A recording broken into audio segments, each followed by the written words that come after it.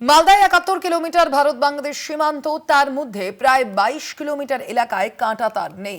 কাঁটাতার নিয়ে মুখ্যমন্ত্রীর ঘোষণায় খুশি এলাকার মানুষ।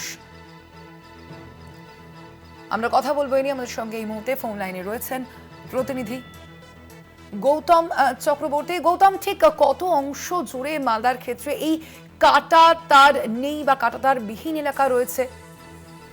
দেখো স্বর্ণালী, মালদার মোটামুটি ৬টি থানা।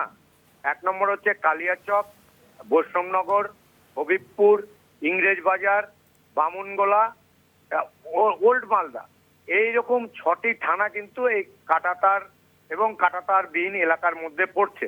তার মধ্যে ৭২ কিলোমিটার যে বর্ডার এরিয়া, ফেন্সিং যেখানে হওয়ার কথা, এই ২২ কিলোমিটার কিন্তু এখনো পর্যন্ত কোনো ফেন্সিং নেই।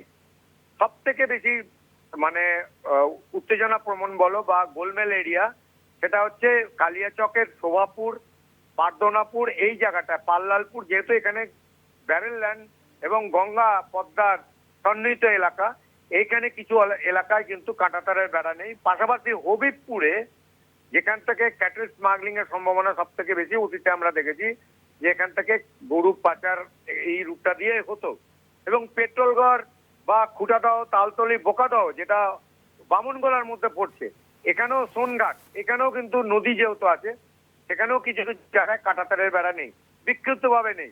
এখানে জমি নিয়ে সমস্যা ছিল। কিছুদিন আগেই জমি অধিগ্রহণ করার জন্য নোটিফিকেশন জারি হয়, কিন্তু জমি অধিগ্রহণ হয়নি, সরকারি কিছু গড়িমসি ছিল। এখন আমরা যেটা জানতে পারছি যে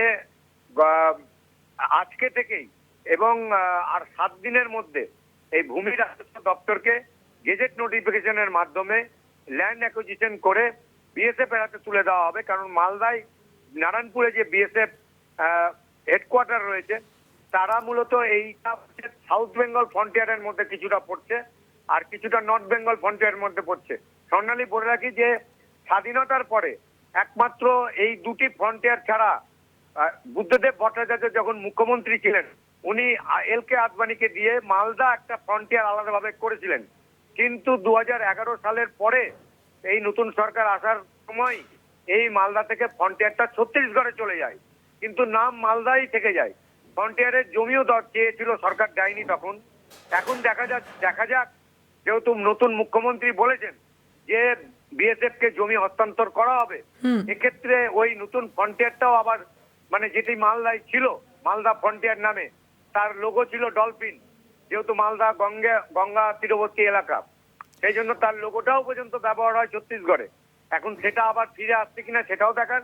পাশাপাশি এই যে বর্ডারের হবিবপুরে যে কাঁটাতারের বেড়াবিহীন বা শোভাপুর, গৌতম, আরো একবার তোমার কাছে স্পষ্ট করে জানতে চাইবো যে এই যে মালদা জেলার ক্ষেত্রে ঠিক কত কিলোমিটার এলাকা কাঁটাতার বিহীন রয়েছে? এখন পর্যন্ত ২২ কিলোমিটার এলাকায় কোনো ফেন্সিং নেই। সেখানে বাঁশের বেড়া দেওয়া কিছু কিছু জায়গায় আছে, বাঁশের বেড়া দেওয়া। এই বেড়া দেওয়া নিয়েই কিন্তু গত মার্চ মাসে ২০২৫ সালের মার্চ মাসে ভারত বাংলাদেশের সঙ্গে একটা বড় গন্ডগোল হয়েছিল। সেটা কলকাতা টিভিতেও দেখেছিলে যে গ্রামবাসীরা এপার থেকে, ভারত থেকে গ্রামবাসীরা 0 পয়েন্টে চলে যায়, তারা চাষাবাদ করছিল, এবং যেহেতু ফসল না লুট করতে পারে সেই জন্য বিএসএফ তখন টেম্পোরারি একটা ফেন্সিং এর ব্যবস্থা করছিল, সেটা নিয়েই গন্ডগোল। সেই সমস্ত জায়গায় কিন্তু আবার যেহেতু ব্যারেল ল্যান্ড, ভাঙন কবলিত এলাকা, নদী ভাঙনে চলে যায়, এখানে কংক্রিটের একটা পিলার দিয়ে এখানে ফেন্সিং এর ব্যবস্থা করা হবে। আর গৌতম, ঠিক মোট কত পরিমাণ এলাকা জুড়ে এই সীমান্ত, ভারত বাংলাদেশ সীমান্ত?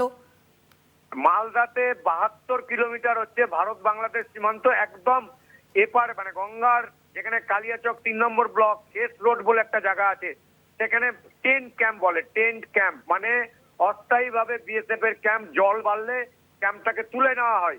সেখান থেকে একদম বামুনগোলার পেট্রোলগড়, অর্থাৎ তারপরেই দক্ষিণ দিনাজপুর শুরু। এই যে ৭২ কিলোমিটার, এইটা হচ্ছে ৬টি থানার মধ্যে পড়ছে। এটাই হচ্ছে মালদার ভারত বাংলাদেশ সীমান্তের সীমারেখা। স্বর্ণালী, ধন্যবাদ তোমায় গৌতম।